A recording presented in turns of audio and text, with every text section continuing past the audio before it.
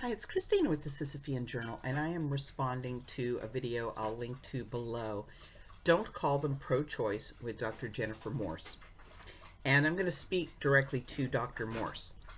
Dr. Morse, in the second part of this video, you talked about how there's at least 6 different kinds of people that are all identified by the same word, trans. There are people who are having issues with their gender identity. There are men who just get off on seeing themselves dressed in women's clothing. There are men who are posing because they're predators and they want to be able to get into women's safe spaces. So just as that word trans is covering a whole spectrum of people, the term pro-choice is also covering a whole spectrum of people. And it's really important to understand that, and especially using the term pro-death, even with the worst end of the spectrum, is wrong. It's not quite right. It's not death that they're for.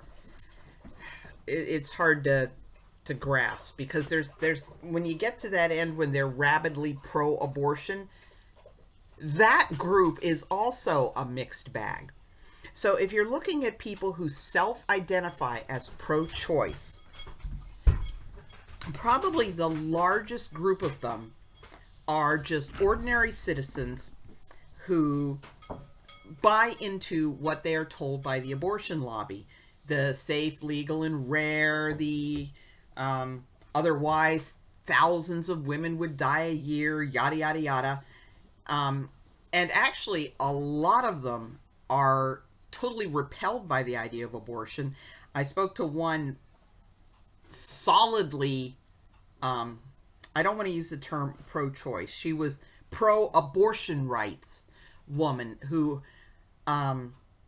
said that she considered abortion so horrifying she couldn't even imagine submitting to it herself, but for some reason seemed unable to grasp that maybe women were feeling trapped and like they had no choice, and that they were just as repelled by it as she was, but did not have her resources to avoid it. James Davison Hunter did a really good breakdown of basic categories, but again, it's more complex than that. And if you look at people who self-identify as pro-choice and people who self-identify as pro-life, there's actually, you draw a Venn diagram, there's an overlap. There are people who believe that abortion should be allowed for, say, rape, incest, and life of the mother, but only in the first trimester or whatever, something like that. There are pro-choice people who self-identify as pro-choice, who take that stand that abortion should be allowed, but only in the first trimester for the so-called hard cases. Well, there's lots of people who self-identify as pro-life who would allow abortion in those circumstances.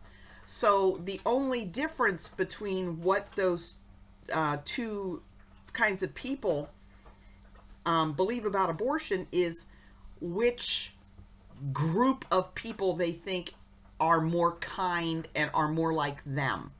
So they'll choose to use the term to describe themselves that they believe other nice folks like them would use to describe themselves. And if you're calling them pro-death, baby killers, etc., and these are people who are repelled by abortion, who would actually, in some cases, help a woman avoid an abortion, you're really doing them a disservice, but you're also unable to communicate with them. When somebody says they're pro-choice, you have to find out what it is they mean by that.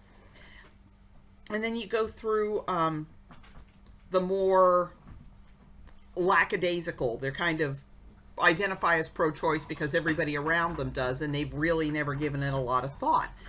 And the whole way to the far end of the spectrum, which is the politicians, the people who make their money from abortion, the people that are kind of in thrall to abortion. I think a lot of these people are women who have had abortions, and if they ever admitted to themselves that what they did was kill their baby, they would be unable to cope. So they're in this kind of misery loves company mindset where they need to validate. And oh my gosh, it was David Reardon wrote a book, Aborted Women Silent No More. And he interviewed women who regretted their abortions, and he found that there was a very common pattern after abortion where the woman feels very, very guilty about it. Her heart is telling her, I killed my baby. But that's something too painful to contemplate. So what she winds up doing is actually becoming an activist or working in an abortion clinic, because every woman that passes through whose circumstances are no more dire than hers were validates her decision and kind of confirms, see, you were right, it was an okay thing to do. So there's that group of women who they are trying to convince themselves that what they did was the right thing, and the way they convince themselves that what they did was the right thing is by getting other women to do it so that they can feel validated. So it's really a whole spectrum. There are the population control zealots who want to do everything to keep, anybody who's not exactly like them from being born. There are the eugenicists who don't want people they consider undesirable to be born. We're seeing this in, I think it's Iceland, where there is a drive to do amniocentesis and identify every single Down syndrome baby in the womb and abort them so that they can have a Down syndrome-free country.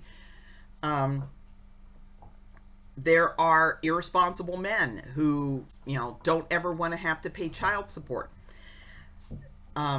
Politicians who get money from abortion rights groups and abortion clinics, so they need to have as many abortions as possible happening because that's ultimately their source of campaign money. And the support of those people brings them a lot of votes.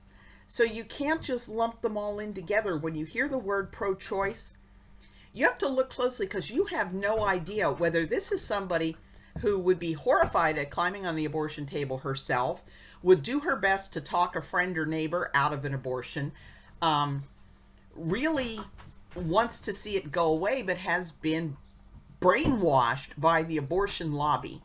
So you're right in the second part that the word trans covers a very broad spectrum, but also the term pro-choice covers a very broad spectrum, and the rabidly pro-abortion people use it to kind of hide themselves in and among the people who are not enthused about abortion but see it as kind of a necessary evil.